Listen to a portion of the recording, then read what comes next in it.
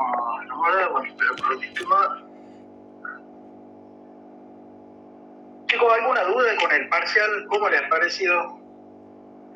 Yo no sabía muy bien cómo le iba a aparecer las preguntas. Yo he puesto que eso estaba paginado en 10 preguntas por página y en principio debería haber aparecido en forma aleatoria. O sea, la pregunta número 1 de alguno no debería haber sido la misma que la otra. ¿Así le ha salido o por orden?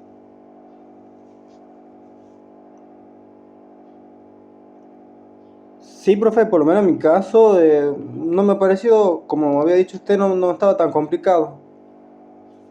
Bien. Y no ha habido problema, ¿verdad? O sea, se ha podido implementar. Yo veo que todo lo implementó a tiempo. Quizás en la visualización al comienzo, que yo me vea, no podían ver. Yo lo había programado para que aparezca el parcial a las 8, 8:30, y no aparecía, me decían ustedes. Entonces tenían que hacerlo a mano, eso no me funcionaba. Pero después todo bien, ¿verdad? Sí, profe. ¿Lo han hecho en el celular o han utilizado la compu o algo? El celular nomás, ¿no? Sí. Sí, algunos del celu y otros estaban con la compu. Bueno, tener que funcionó me alivia bastante la tarea de corregir y todo eso, así que está bueno. Por ahí prefiero empezar a cargar preguntas para el segundo parcial. Bueno, siempre mi idea es que intenten promocionar la materia, ¿no? O sea, de alguna manera me gusta que queden libres y todo eso. Trataremos hasta el final de que no saquen adelante. Ya saben que no hay regularización en las materias, así que hay que tratar de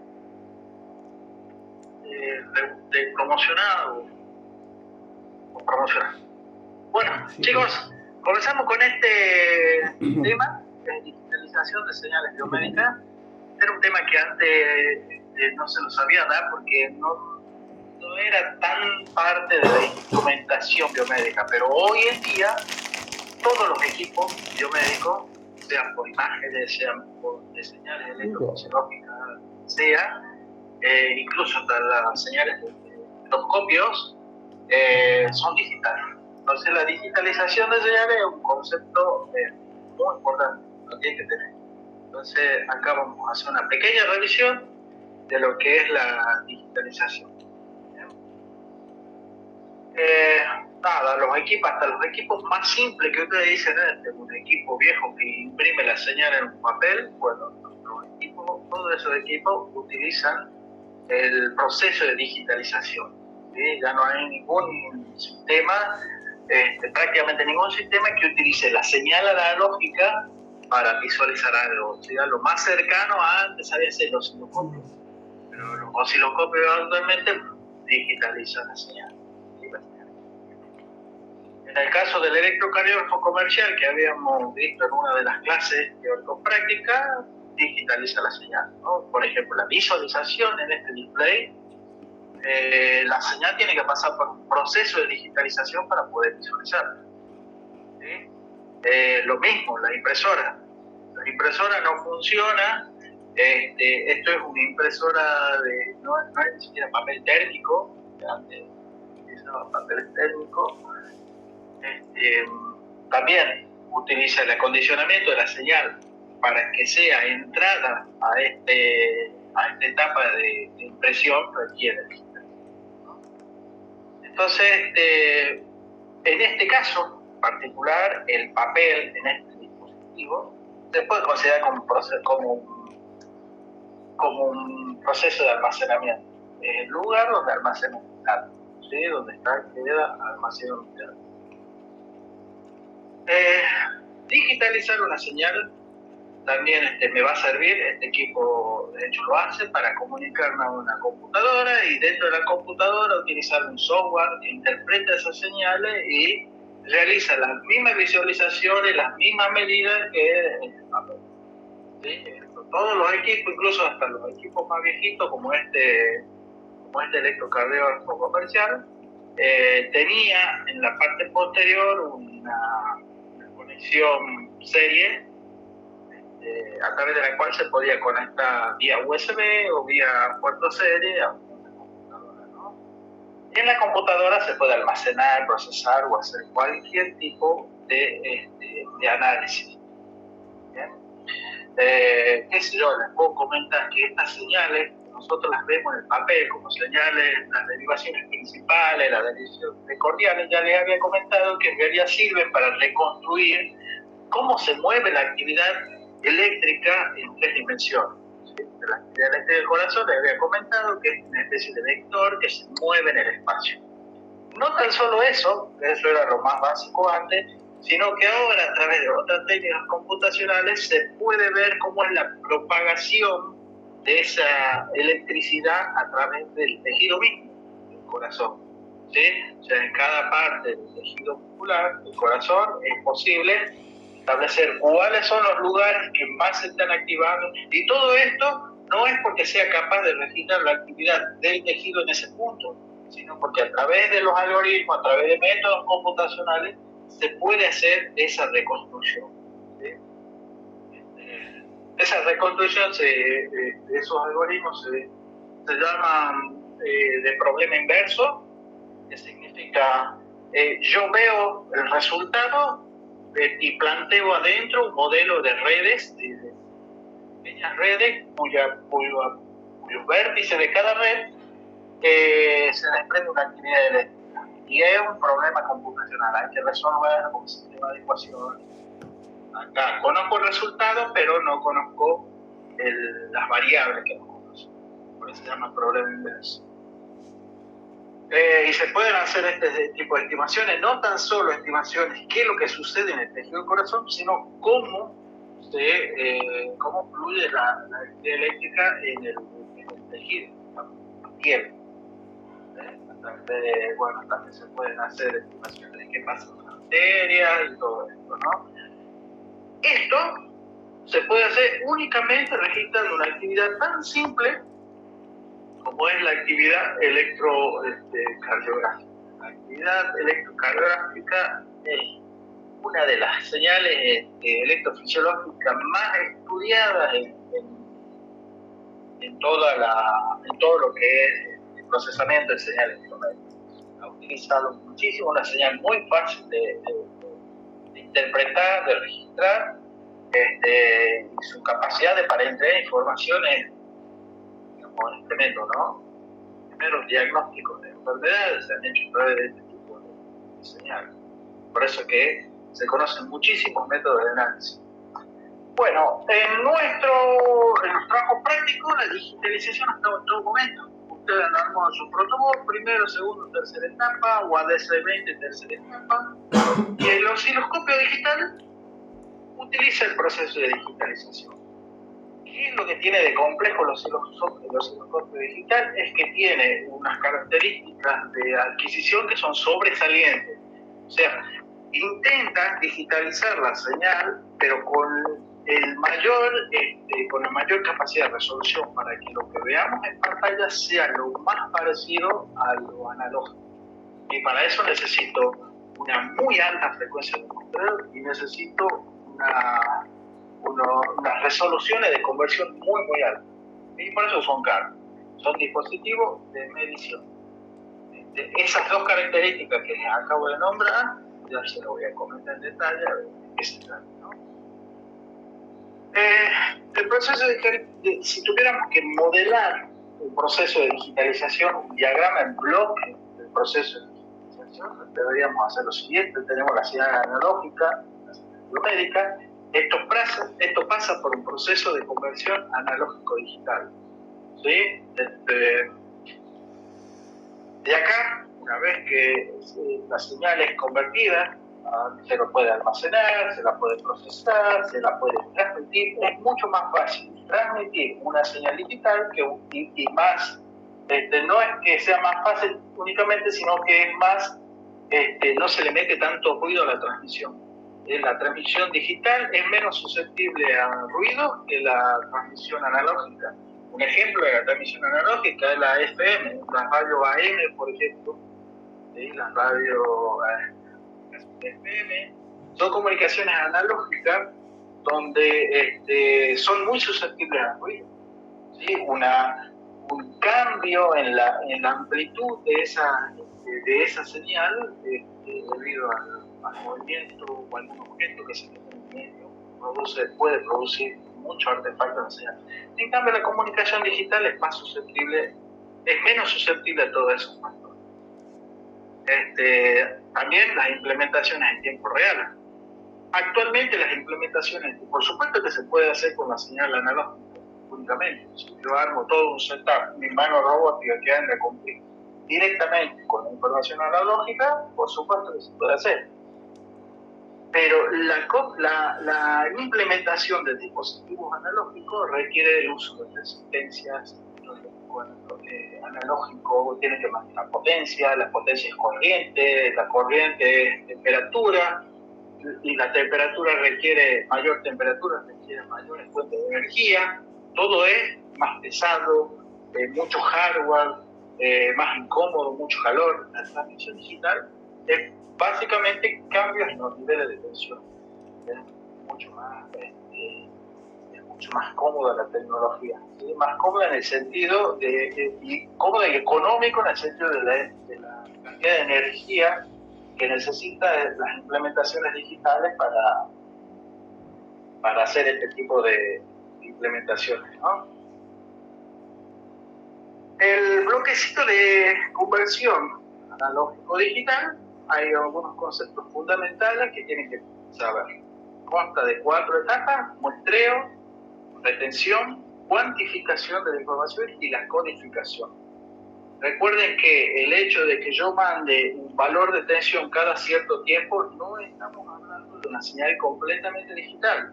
Ese valor de amplitud tiene que ser codificado en 0 y 1. Esa es una señal digital. Esa comunicación de 0 y 1 enviado en paquete, cada paquete de tiempo, es lo que nosotros llamamos tratamiento de una señal completamente digital. ¿Bien? Acá en esta diapositiva hay un texto al final hay un texto que describe cada uno de los procesos, ¿no? El muestreo tengo una señal analógica y yo lo que tengo que hacer es tomar una muestra cada cierto tiempo.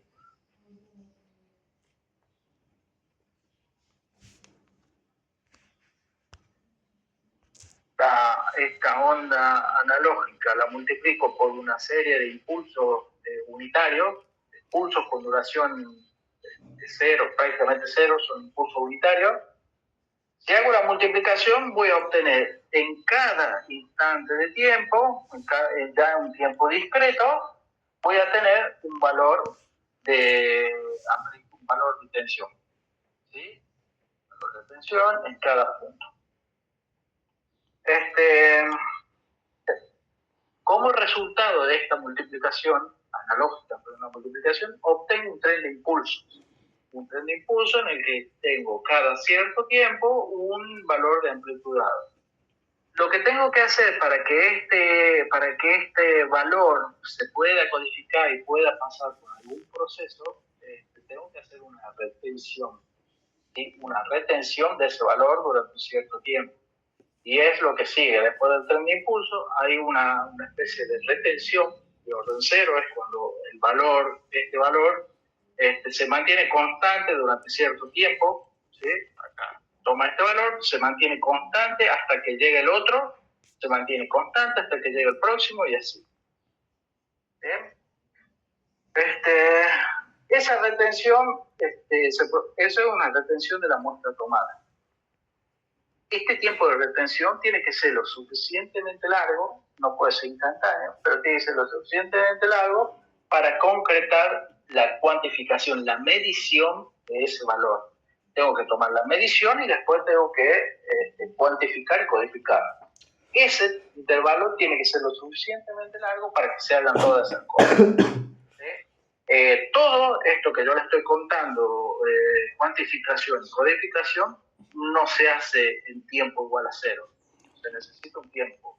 Los dispositivos Digitales lo hacen cada vez más rápido, sí. Las transmisiones son cada vez más rápidas, sí, pero no en tiempo igual a cero, ¿sí? No son instantáneas. La cuantificación lo que hay que hacer es, en cada parte plana de la señal resultante, se mide el valor de voltaje de cada muestra. ¿Sí? Hay que retener ese valor y después pasa una codificación. Ese valor de voltaje, que es medido en voltios, milivoltios, lo que sea, tiene que pasar un proceso de codificación binaria. Una vez que llega el proceso de codificación binaria, ya tengo como resultado una señal completamente digitalizada. En resumen, el proceso de digitalización son estos 4 puntos fundamentales, de los cuales lo más importante para nosotros es el muestreo, porque el muestreo es cada cierto tiempo tengo que tomar valor de esa señal. Eso está relacionado a la frecuencia de muestreo. ¿Cuántas muestras de esa señal voy a tomar por segundo? Y eso es una característica que como ingeniero biomédico no me tiene que faltar su definición. Y después la cuantificación.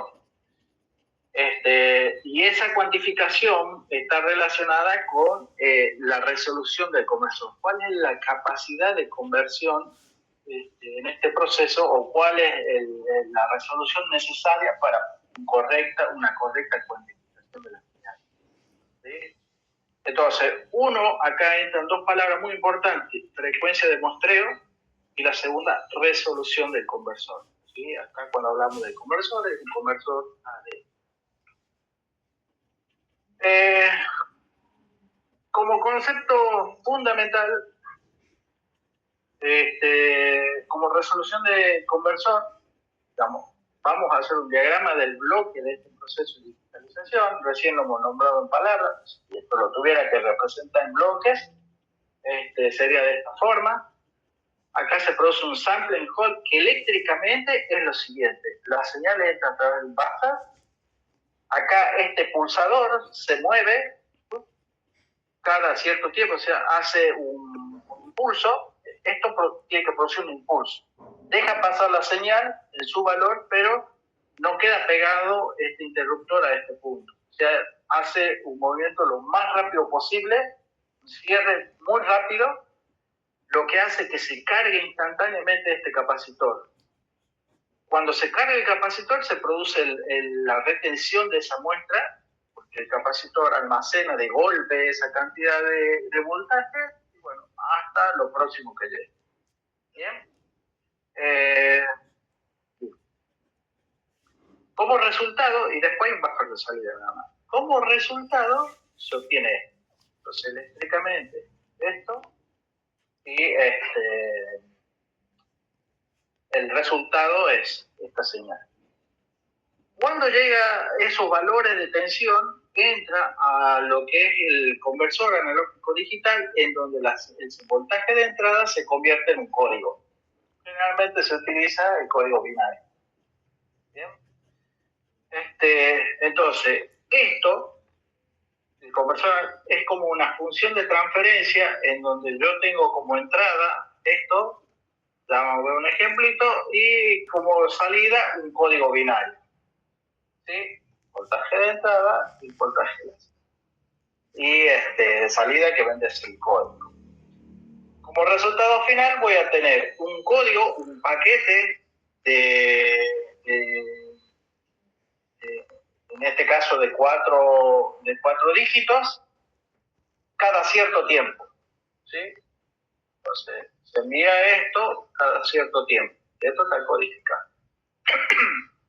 Bien. ¿Cómo es la codificación de la señal analógica? La palabra binaria está confirmada por 0 y 1, cual se le suele llamar bit. La palabra es bit, digamos, y la conformación de 8, estos bits forman un byte. ¿Sí? En esta placa de resolución, en estas placas de adquisición utilizan conversores que algunos son estándar y otros no son tan estándares. Los estándares son de 4, 8, 16, 32, 74 bits. Los que no son tan estándar son de 5, 10, 12 y así. Pueden utilizar alguna cantidad de bits que no es lo estándar. Pero lo más estándar son estos múltiplos, de 2 elevado a la 2, elevado a la 3, 2 elevado a la 4, a la 5, a la 6. La resolución del conversor es la cantidad de bits por el cual una señal analógica se ve representada en el dominio digital. A ver, por ejemplo, tenemos una entrada, tenemos una salida, pasa eso por un conversor analógico digital.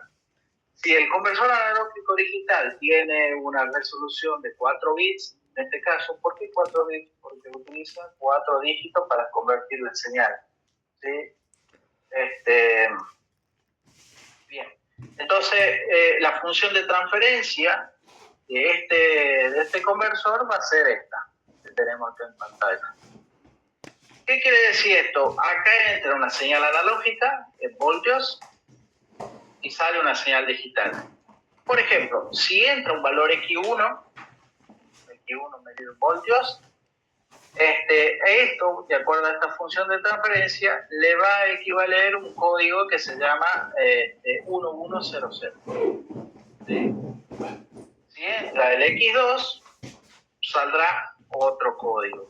Bien, X1 y X2 está siempre en un rango de entrada que puede ser de 10 a menos 10, de 15 a menos 15, de 3 a menos 3.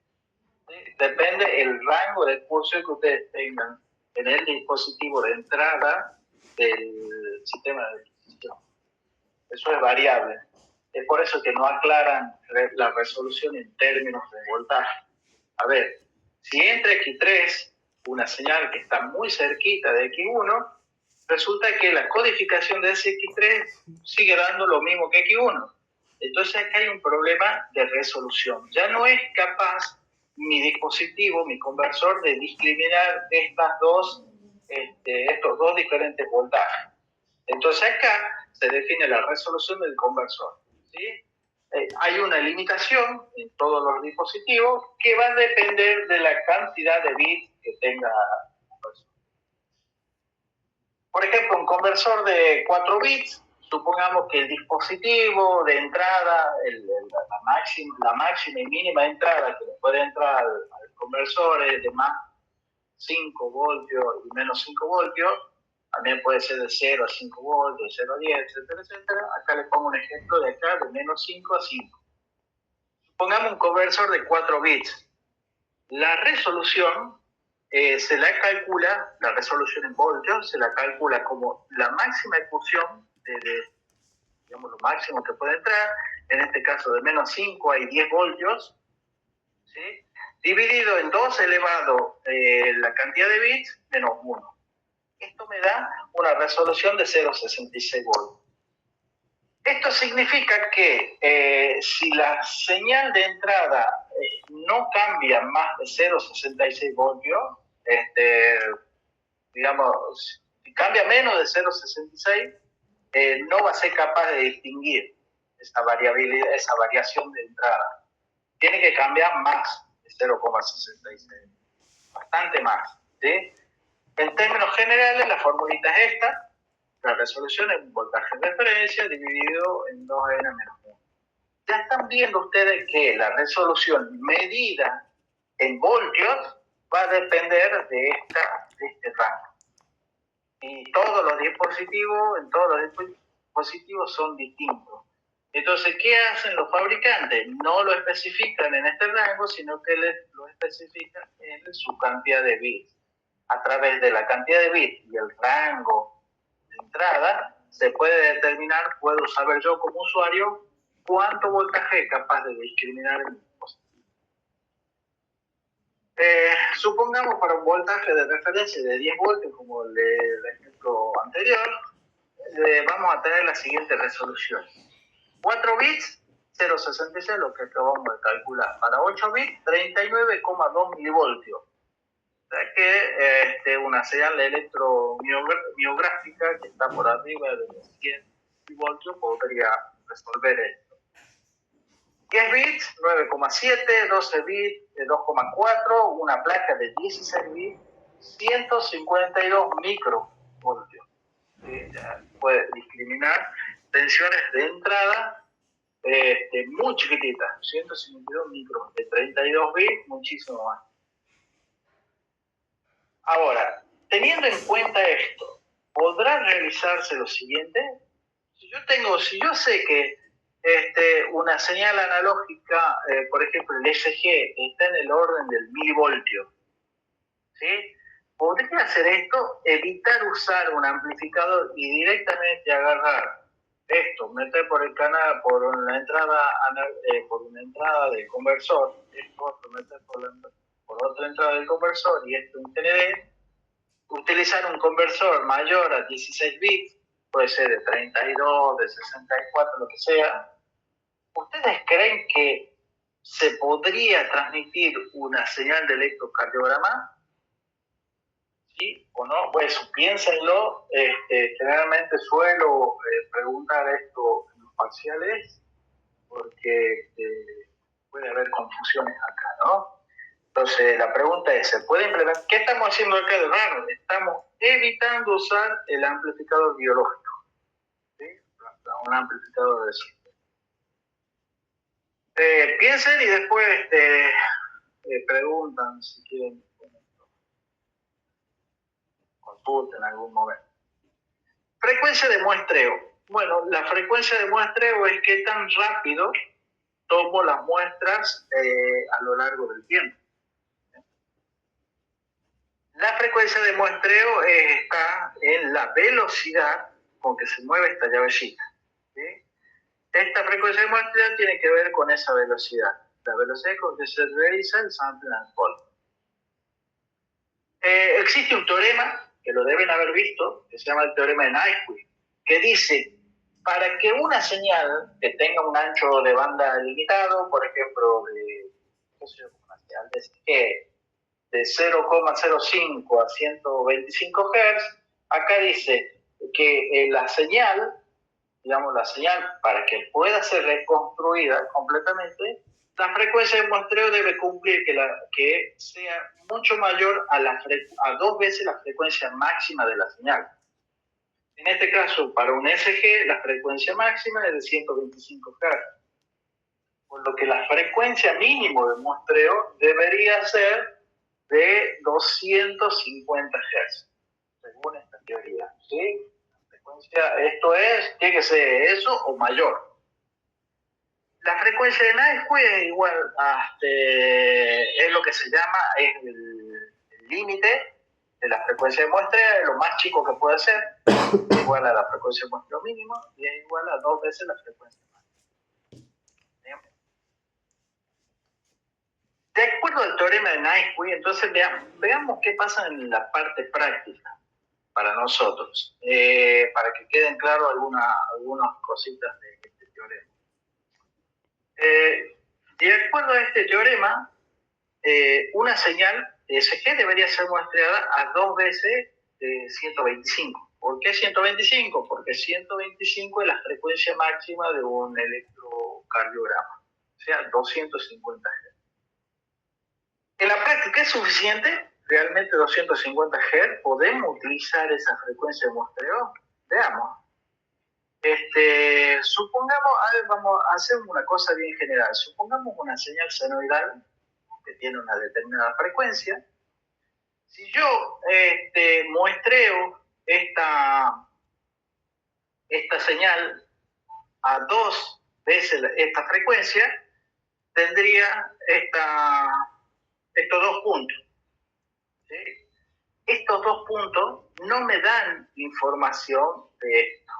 ¿Por qué? Porque esto puedo yo pensar que es una onda triangular, puedo pensar que es una onda de cualquier tipo, una onda cuadrada, puedo pensar que es cualquier cosa, menos una onda senoidal. Entonces, 2 veces esa frecuencia no me aporta mucha información, ¿sí? 4 veces esa frecuencia me va a dar como resultado estas 4 muestras que están viendo acá, empieza a aparecer más, 6 veces, 8 veces, 12 veces la frecuencia de muestreo. Con 12 veces la frecuencia de muestreo, 8 veces ya puedo reconstruir aproximadamente una señal senoidal. Lo que estoy viendo acá, entonces, es que 2 veces esta frecuencia no me estaría funcionando para esta frecuencia, para esta onda senoidal. ¿Sí? Un momentito.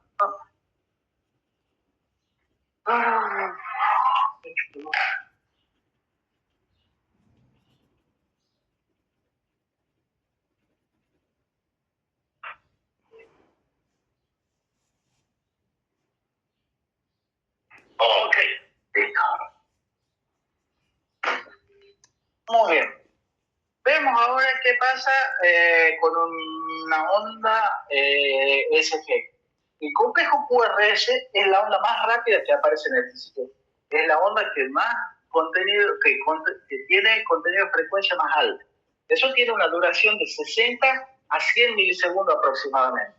El complejo QRS es ese pedacito, el medio es una espiga, y esa espiga, como es bien aguda, tiene componentes de frecuencia alta. Eso suele durar entre 60 y 100 milisegundos. ¿Sí? Le hago simplemente un zoom a esto.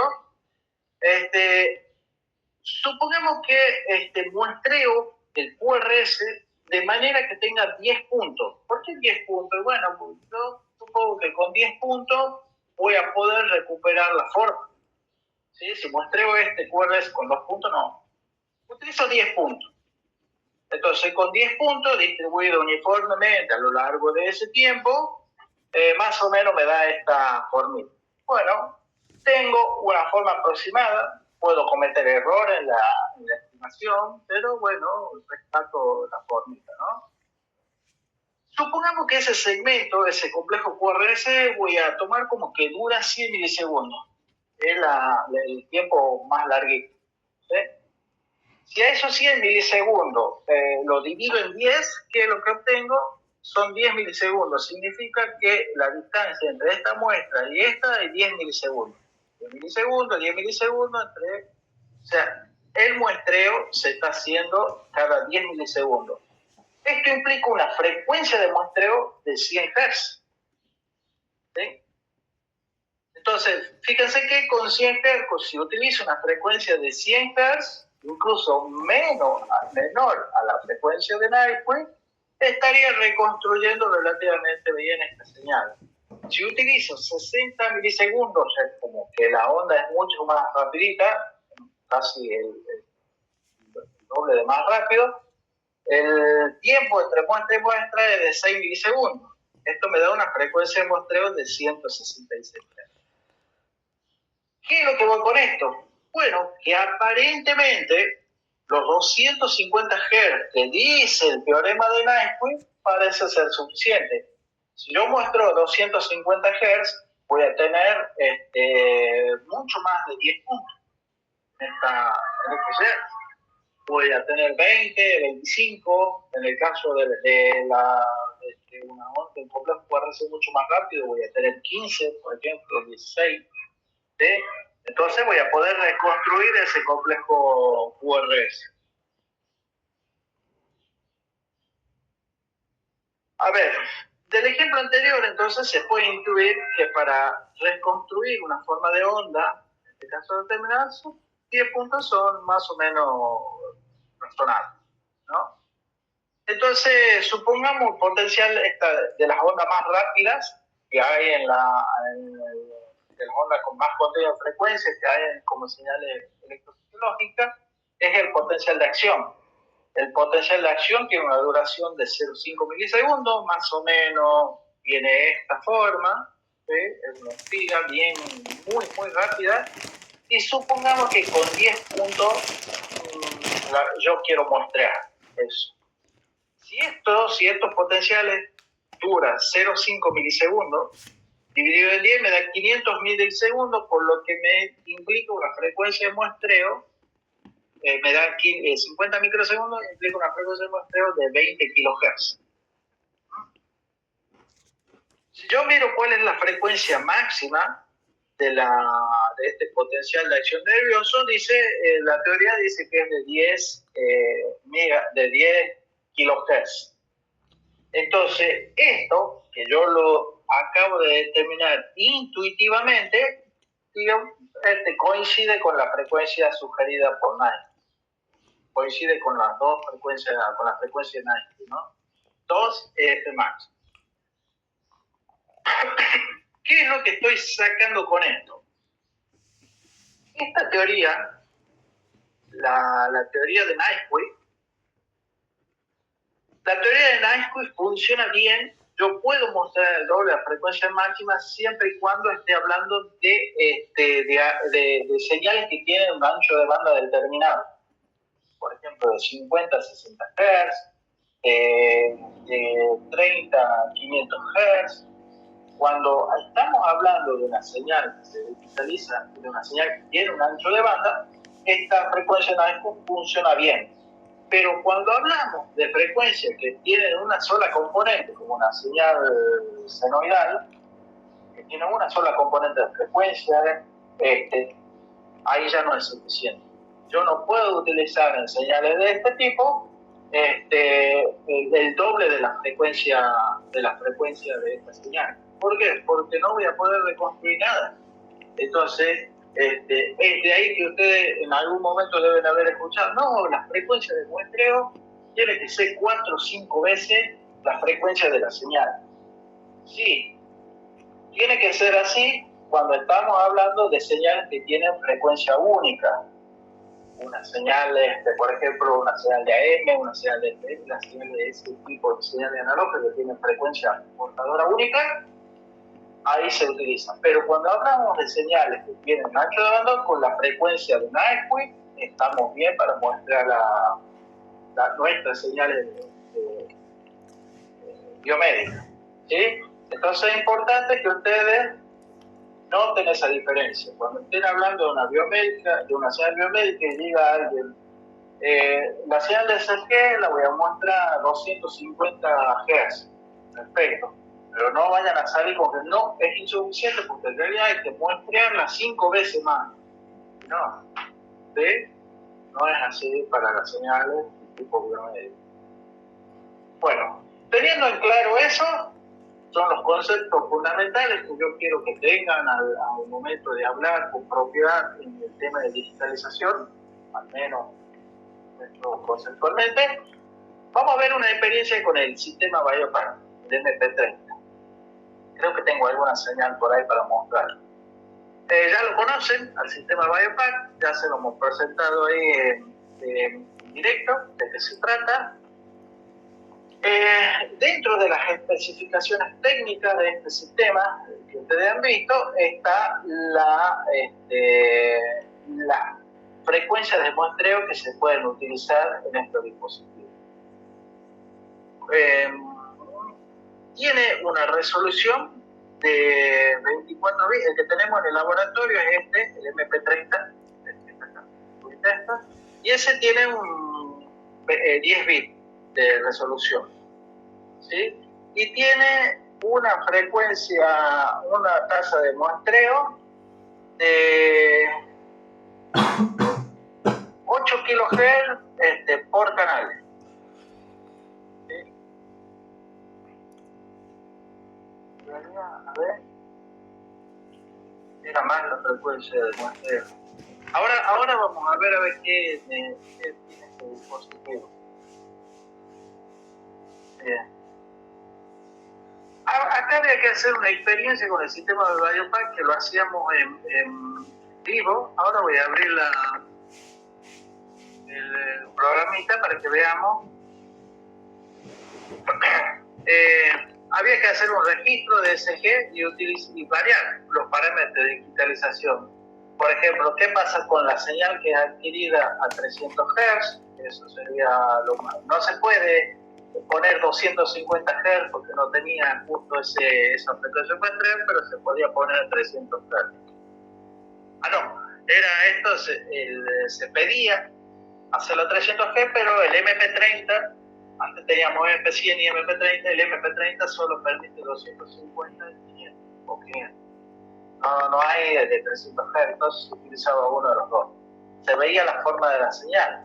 Después se la muestreaba la frecuencia de Nyquist. Se comparaba esa señal con la frecuencia de Nyquist. Bueno, el MP30 no se puede muestrear a 125, pero se puede muestrear a 100 o 50. Después se muestreaba la misma señal a una frecuencia de 60 Hz, o sea que es la frecuencia de Nyquist dividido en 2. En este caso se hacía un muestreo a 50 Hz y se comparaba la forma de onda. Lo que queríamos ver es cuánta información se pierde cuando uno le cambia, estamos haciendo cambios drásticos en la frecuencia del muestreo. Entonces era superponer una sobre otra y después queríamos ver las distorsiones por estos problemas de resolución. El BioPack no se le puede meter una señal sin que sea amplificada.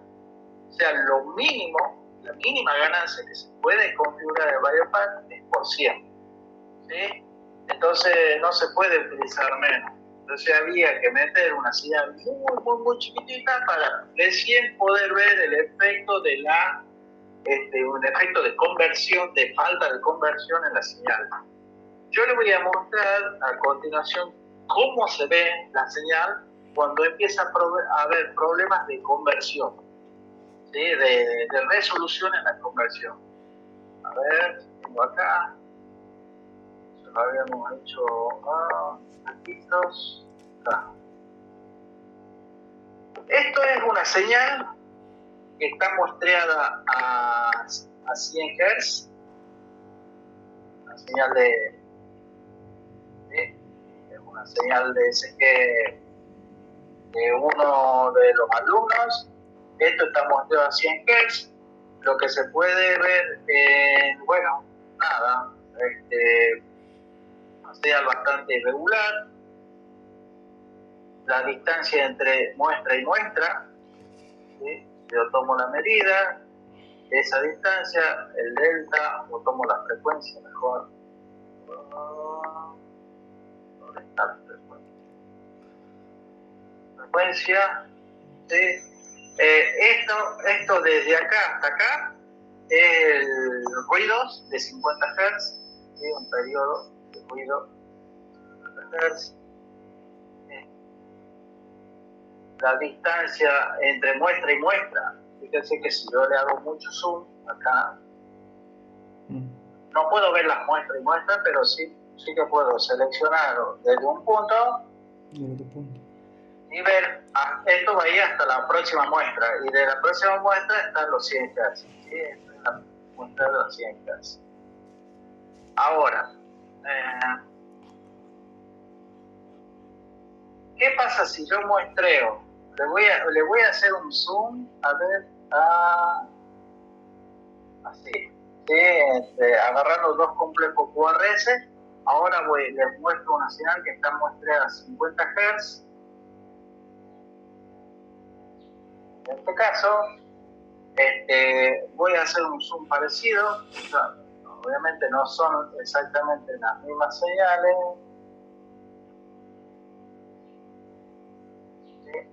Entonces acá tenemos muestrado a 50 Hz. A ver si lo puedo poner en la ventana. No sé si me puede arreglar esto en la ventana o no. Bueno.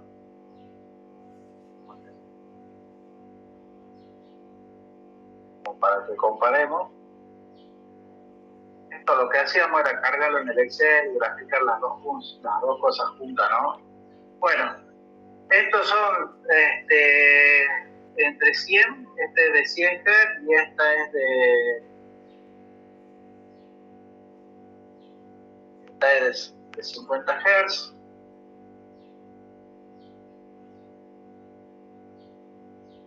Frecuencia, ¿sí? Una de 50, otra de 100. ¿Qué es lo que veo? El complejo QRS está representado por muy poquitas muestras, por lo cual puede haber mucha pérdida de información en los picos. Puede ser que las muestras no lleguen exactamente a los picos de la señal. Acá nos faltaría a nosotros para visualizar mejor qué pasa con una señal muestreada que lleva 1000 Hz. No tengo justo acá, no tengo ese registro, pero a ver si lo tengo, si tengo en algún otro clase. Amplificador de los tipos. Hicimos. ¿Cuándo vieron lo del Biopack ustedes? Cuando hicimos referencia o señales. Acá tengo registros, por ejemplo, a ver. Pero este también está mostrado a 100 Hz. Este tiene un filtro. Abre uno de estos. Bueno, acá tengo una señal que está muestreada a... Esta está muestreada a 500 Hz, por ejemplo. Lo que voy a hacer es agarrar un intervalo más o menos parecido también, de otro. Por acá se ve que el complejo QRS tiene mucha más forma que las otras. Ahí se ve más o menos cómo es la pérdida de información. Se ve en 100 y en 50 Hz, fíjense que la onda, la interferencia, esta interferencia de red, como es una componente de frecuencia única, cuando yo la muestreo a 100 Hz, o sea, el doble, o sea, la frecuencia de Nyquist, no aparece como tal, o sea, no aparece muy bien. Es más, es difícil en esta detectar dónde están los 50 Hz. ¿Sí? Acá, si yo pongo entre acá y acá, uno diría, bueno, este podría ser la onda de 50 Hz, o sea, desde este máximo hasta este otro máximo, porque es un periodo, pero en realidad está marcando 25 Hz. O sea, no llegan a resolver esa interferencia de 50 Hz. Acá directamente ni se ve. ¿Sí? Entonces el efecto se suele ver en que la interferencia del ruido no aparece en la señal. Ahora, ¿qué pasa cuando utilizo una... Acá he hecho una experiencia utilizando el mínimo valor de amplitud de la señal. He utilizado una frecuencia de muestreo, acá era una frecuencia de muestreo razonable, 250 Hz. Y yo quería meter una señal a ver si se veía el efecto del conversor. Fíjense que la señal, yo le voy a hacer un zoom, en cualquier lugar. Cuando ustedes vean en la señal, que la señal empieza a aparecer con estas cositas planas, ¿sí? ¿Qué significa? Que en este intervalo, ¿sí? En este intervalo de tiempo, que es un intervalo de tiempo, el TT, que son 12 milisegundos, ¿sí? Acá han entrado varias muestras de 250 Hz. Pero ¿qué pasó con esas muestras? La variación ha sido tan pequeñita que el conversor no ha sido capaz de resolverlo. ¿Sí? Acá han entrado varias muestras en ese intervalo. Cuando ustedes vean cositas planas, ¿qué significa? Está significando que a esta señal le falta amplificación. Está al límite de la resolución del conversor. Entonces, cuando vean cositas planas, su señal, aumenten la amplificación para que no aparezca en ninguna de las otras señales. Ahora les vuelvo a mostrar que tienen factores de amplificación más grandes, aparecen esas cositas planas. Le voy a hacer un zoom acá, a ver si vemos alguna cosita plana. No hay nada, o sea, no hay nada que se mantenga plano, porque acá estamos utilizando un factor de amplificación de 1000, en el otro estamos usando el de 10. Entonces, no hay nada plano, perfecto, el factor de amplificación está bien. Cuando empiezan a aparecer cosas planas en la señal, no se están resolviendo adecuadamente, tengo que aumentar el factor de multiplicación, el factor de ganancia. ¿Bien? Bueno, ¿se entiende, chicos? Eso espero que haya sido demostrativo un problema y el otro, que son los dos que más me interesan. ¿Qué es lo que pasa con la frecuencia de muestreo y qué pasa cuando la resolución no es suficiente? ¿Se entiende, chicos?